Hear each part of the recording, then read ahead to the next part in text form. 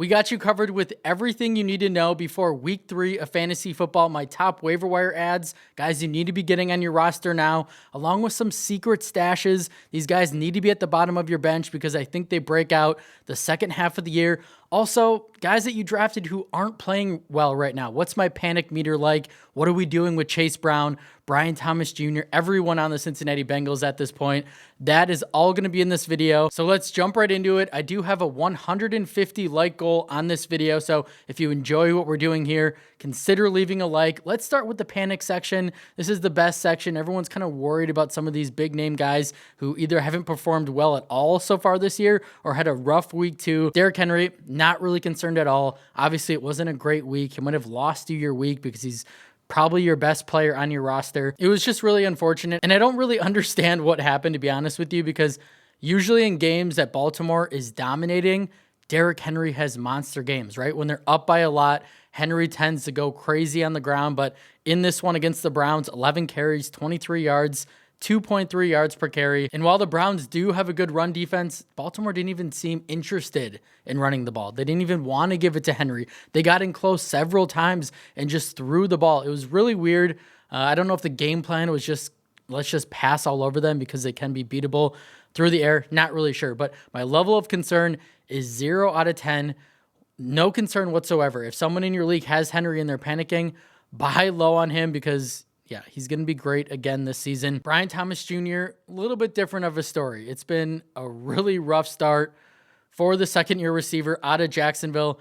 Really weird game, probably his worst game of his young career. He didn't look like he wanted to be on the football field. He didn't look like he had no interest in doing anything. He was dropping passes. He was short-arming passes. He was ducking down, not wanting to get hit. I get some of the balls that Lawrence throws are hospital balls. Like, he doesn't want to get hurt. I understand that, but it was more than just that. Something was going on. I don't know what it was. He even dropped that easy first down, which could have been a touchdown at the end of the game, right in his stomach. Really doesn't make sense to me. I have Brian Thomas in a lot of leagues, so I hope he figures it out. He is their passing game at this point. Travis Hunter, I just don't know what he's going to be this year. The more I watch him, the more I think he should just play on defense, to be honest. So Thomas, we know, is going to be a big part of this offense going forward. Liam Cohen, Trevor Lawrence, they all need to get this figured out. I would say my level of concern, still not very high overall, 3.2 out of 10. Chase Brown is another guy who has not done much of anything so far this year, and it just got that much worse because Joe Burrow likely out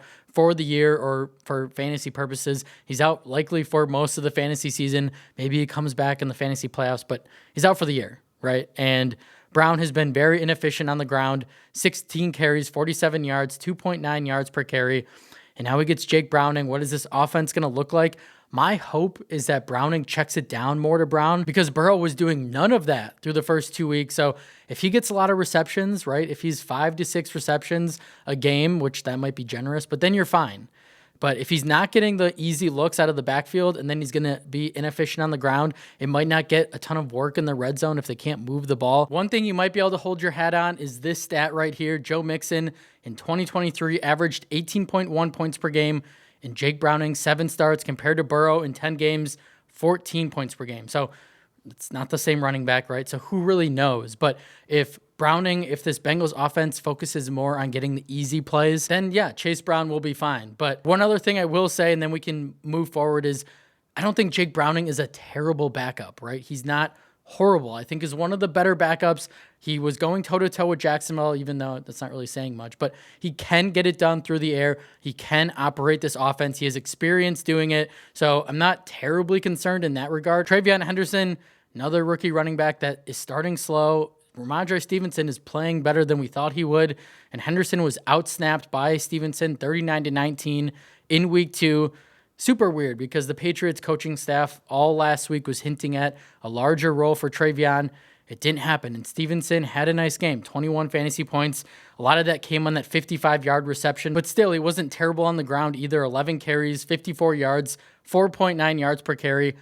I would still be buying low on Henderson, like really low. I think the vibe around him is really negative. So if you can get him for cheap, stash him on your bench. I think he's going to be a thing sooner rather than later. I still don't think Stevenson's a good running back. They spent a second-round pick on Henderson. They really like him. He's had a rough start to his NFL career, but if you can get him for pennies on the dollar, I would absolutely be doing so. In terms of my concern level, I would say I'm a 4-ish out of 10 based on where you drafted him, right? But if you can get him for very cheap in a trade, I would be absolutely looking to do that. A.J. Brown, I'm sorry to any of you who drafted him because it does not look good. Like, this is a low volume passing offense, which we knew it would be, but Hurts has 253 passing yards over the first 2 games total.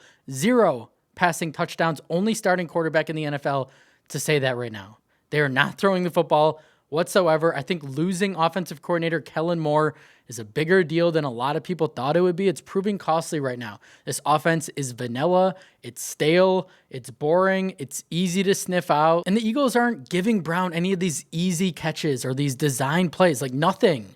No, not a ton of motion. Like, just the offense is so bland, on top of them being run heavy, on top of Jalen Hurts not throwing the football. Like, just everything right now is really bad. This has nothing to do with A.J. Brown, but the situation that he's in is looking bleak. I would say I'm a 7 out of 10 in terms of my concern, my panic level. I would not be trading him away for nothing either. I think you just kind of have to hold at this point.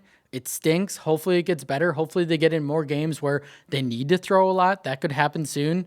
But right now, it's been bad, and I don't like the way that it's trending. In Drake London, week 1 was great in terms of volume. The production was okay, but week 2, we know he hurt his shoulder. I think he was a decoy in this one. They weren't even looking at him. This offense also under Michael Penix Jr. was like, run the ball, give it to Bijan. So I'm not overly concerned. I think if he's 100% healthy, Penix is going to feed him the football. Overall, I would say I'm a 3 out of 10 in terms of concern level. Breece Hall, of course, right? He has that huge week 1. It's like he's going to be the vintage Breece that we remember seeing, this explosive guy. Came out on fire the first game of the season, and then week 2, they're like, nope, comes to a screeching halt. 10 carries, 29 yards, 2.9 yards per carry, 2 receptions for 9 yards, 5.8 fantasy points. This Jets offense that we were all like super excited about after the first week also came crashing down. Justin Fields kind of reverted back to the Fields that we know. He was making not so great plays. He was not protecting himself. He just looked bad. And then he left with that concussion that didn't help either. Might miss this week. Might have to have Tyrod Taylor as the QB1. But Breece still saw a workhorse role, 30 snaps compared to Braylon Allen's 9, 10 rush attempts compared to Allen's 2. So I think Hall will be fine in the long run. I still do think that he's in for a big year, but it was just super disappointing that he had this type of game in a very beatable matchup on the ground against the Bills.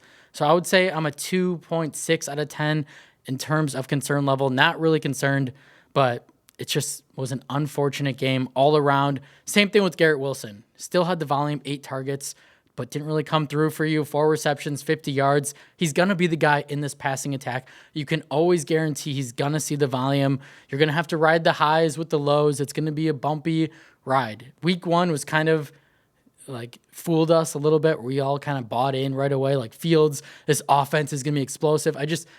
They're not going to be. They're going to have a really big game or a really good couple 2 or 3 games, and they're going to kind of come crashing down. It's going to be a little frustrating, but I think we need to manage our overall expectations for this offense.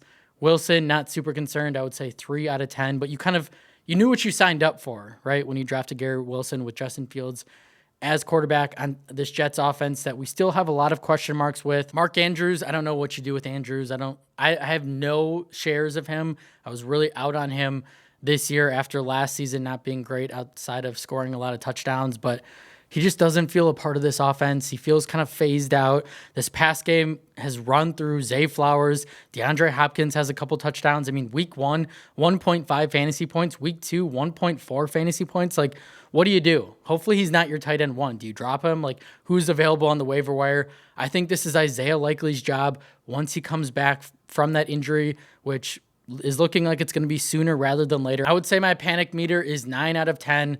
Andrews just kind of looks like he doesn't really have it anymore. And when there's a young, more talented player behind him on the roster who is probably going to take over when he comes back, also is super concerning. And last guy on this list is DJ Moore. It's more about how good Rome Odunze has been and less about DJ, who's been okay. But we talked about this all offseason, all summer on this channel, how we thought this was going to be the breakout year for Rome, how we thought he was probably going to be the Bears wide receiver 1. And after the first 2 weeks, it's looking pretty clear that that is the case. So Moore's probably going to have some big games. They're going to be very hard to predict. He's going to be very inconsistent for fantasy. I would say I'm a 6.2 out of 10 for Moore. All right, let's move on to guys I think you need to be adding and stashing. We got 10 plus names for you. Let's start with Bayshul Tootin, who should not be available. Tootin, the rookie running back for the Jags, should not be available. But if he for some reason is, he needs to be a priority add. If you have room, depending on the league size that you're in, he needs to be rostered. His role is only going to continue to grow, especially with Tank Bigsby no longer on the roster. And in week 2, in the limited opportunities that he had, he was really good, ranking 4th in missed tackles per touch, 5th in yards per touch, 6th in explosive run rate. This is a really explosive, really efficient back. He had 74 total yards in week 2, got into the end zone on that really nice reception, 15.4 fantasy points. ETN is still the clear guy in this backfield, but like I said, Tootin is going to be involved. Liam Cohen can support 2 fantasy relevant running backs on this team. So I think Tootin could be flex worthy even if Travis Etienne is still the guy. But I don't know how long that's going to hold. But for right now, he is. If Etienne were to go down with an injury, you're looking at a top 12 back easy in fantasy. So he should not be on the waiver wire. I get he's owned in most leagues, but he needs to be talked about because he's coming. He's going to be one of those guys that you look back at the end of the year and be like, why did I not get him on my roster? If you've been watching this channel, he should already be stashed on your bench. But if not, I'd be using 25%, 30% of my fab to get him on my team. All right, next man up, Troy Franklin, who was the guy for Denver in week 2. He led the team in everything. He led the receivers in snaps, routes, targets, receptions, receiving yards. He had a huge day. 8 receptions, 89 yards, a touchdown, 9 targets, 24 fantasy points. He ran a route on 87.5% of the dropbacks on Sunday.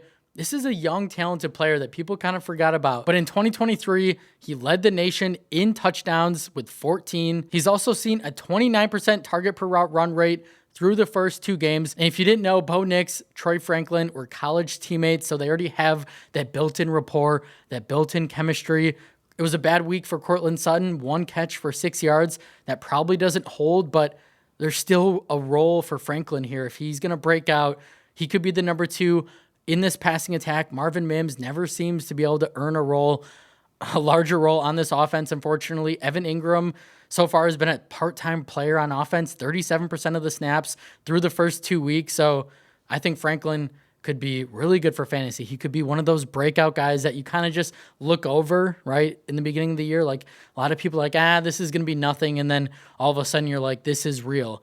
I think it's real. I think you need to act now before it's too late. I would be using 15 to 20% of your fab because this is a young player who's really talented, who's seeing a massive role on a good offense. So I would be buying in, especially if you need a receiver. Onto another receiver, Alec Ayomanor, rookie for the Titans, has a huge opportunity on this offense, and he's starting to capitalize in terms of production, in terms of opportunity, because Calvin Ridley is all they really have in the passing game. And I just don't think Ridley is that good of a receiver anymore. So Alec could be the dude in this passing attack sooner rather than later. 4 receptions, 56 yards, touchdown on 7 targets, 15.6 fantasy points. He had an impressive touchdown catch from first overhaul pick Cam Ward. Alec is also a guy who flashed all summer in training camp, flashed in preseason. When you have a good quarterback, that Ward is, I believe Ward is going to be really good in the league, and you have a good receiver, and there's a lot of volume to be had in an offense with not many weapons, you got to go all in on guys like this. Like, I would be spending 15% of my fab to get him on my roster, especially with Calvin Ridley drawing the number 1 corner, leaving Alec in a lot of good spots. I think he's going to continue to thrive on this offense, needs to be added in all leagues. Next man up, Wan'Dale Robinson. I feel like he does this every year. The beginning of the year, he goes off, he kind of tricks us, and then he either gets hurt or he kind of just gets phased out. I wouldn't say I'm ultra excited about adding Robinson onto my team, but he needs to be talked about because he exploded in week 2 in that shootout against the Cowboys, 8 receptions, 142 yards, got into the end zone, 10 targets, 28.2 fantasy points. He was really good, but you got to consider it was a shootout. Russell Wilson threw for 450 yards. That's not going to happen every game. We know this passing attack runs through Malik Neighbors. He could be usable in PPR leagues or during bye weeks, but I personally don't think that Robinson is going to be like this breakout player that like you're going to be really mad if you don't add. I personally just don't think he's a special player overall. I don't love this Giants offense overall, right? Like I like Malik Neighbors, obviously, Cam Scattaboo, and that's really about it. But if you need a receiver or you're in a deeper league, dropping 15% of your fab on Robinson is completely fair. On to the next guy that I would say I'm a little more excited about, and that's Trey Benson. It's kind of weird with James Conner. He has not looked great overall. He's an older player, as we know, and I think Arizona is starting to phase in the future, which is Trey Benson. They're starting to give him more work. They want to see what they have in him, and Benson is playing not terrible, right? He's a guy that if Conner goes down to injury or just starts to look really bad as the season goes on or gets banged up, Benson could be a top 12, top 15 fantasy receiver. I'm the type of guy that wants to stash the young running backs on my bench because if the starter goes down, you potentially could have an RB1 in fantasy, and that would be a league winner. That's not always the case for receivers, right? It's a lot more likely at the running back position. So Benson has to be added. Also because Conner hasn't looked great, as I mentioned, 3.2 yards per carry. He's averaged over the first 2 games. Benson is already starting to eat into the pass down work. He was the main guy in the passing game on Sunday, saw a 24% target share. We're starting to see a little bit of a trend here that you want to pounce now. You want to get him for as cheap as you can on the waiver wire or for free now before that big blow up game, and then it's going to be impossible to get him, right? So Benson, fun player. We know the talent, really talented, ultra productive in college, needs to be rostered in all leagues, 15, 20% of your fab. I'd be aggressive getting him on your team, especially if you are a James Conner owner. And lastly, I don't want to choke on my spit here, but Daniel Jones, I can't believe what's happening here with Daniel Jones. But if you lost a quarterback, there's been a lot of injuries. Joe Burrow, J.J. McCarthy, Jaden Daniels is banged up, Justin Fields. Then Daniel Jones is a perfect add. And he's somehow the quarterback 2 in fantasy right now, averaging 26.2 fantasy points per game.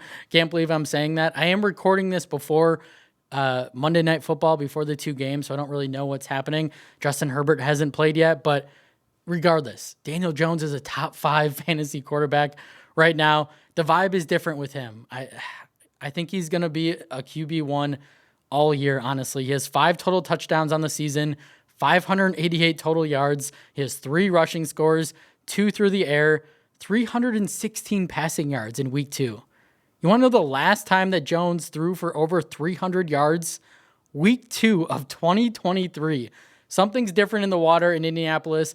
I don't know what it is, but it feels like a perfect fit. The vibes are high. You see him kind of like celebrating with his teammates. It's different than the Giants. And we know Daniel Jones, like he has the talent to be a good NFL quarterback and to be a really good fantasy quarterback because of his rushing upside. So if you need a quarterback, go all in, get Daniel Jones on your roster. Some honorable mentions, Harold Fannin Jr., if you haven't already added him, he was on the ad list last week.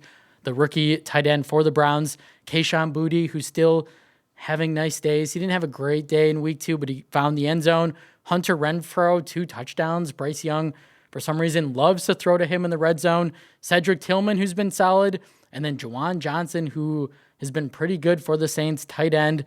Guys that I would be stashing that I think could emerge as league winners as of right now. The stash list is always going to change, but right now my guys are Isaiah Likely, who we talked about. I really like Likely. Talented tight end on a good offense. I think Andrews is going to get phased out as the season goes on, so I'd be stashing him for cheap now. Jackson Dart will eventually be the starter for the Giants. It's not a matter of when. It's not a matter of if, but when. Jalen Coker, who's on IR for the Panthers. If you have an IR spot, throw him in there. I still believe in Jaden Blue, the rookie running back for the Cowboys. Javonte Williams is playing really good right now, but if he gets hurt, or if he just starts to stink, or if they want to see what they have in their rookie, if he's eventually going to be on the active roster, if they give him an opportunity and see what he has, it just might be very obvious that he is the best running back on the roster. And he's just really, you want to get running backs on good offenses, right? That's part of why Javonte is playing so well. He's just getting a ton of work on an offense that can move the football. That could be Jaden Blue the second half of the year. I also like Isaac Tesla, the rookie receiver for the Lions, who continues to flash. Torrey Horton, Woody Marks, who's playing right now. I don't know what's happening, but you're betting on a guy who could be the RB1 on a good offense, because I don't really believe in Nick Chubb. We know Dameon Pierce was a healthy scratch, I believe I read. So yeah, I want a young guy on a good offense that potentially could be a league winner. I'd be stashing Tajay Spears as well. Put him on your IR spot. And then Kyle Monangai, rookie running back for the Bears. I just don't think DeAndre Swift is that good. So I would be having him on my bench as well. That's all I have for you guys today. It was a long one, but I want to give you guys more information than just waiver wire ads. So we threw in some stashes. We threw in some guys that maybe I eased your mind on, maybe that you shouldn't be panicking on, or some guys you might want to be buying low on. I wouldn't be freaking out in general at all, right? Because it's only week 2. A lot can still change, but really appreciate you guys. Thank you for making it to the end. If you did enjoy the video, make sure to leave a like. I have a 150 like goal. Leave a comment down below if you like. Make sure to hit that subscription button, and I'll see you in the next one.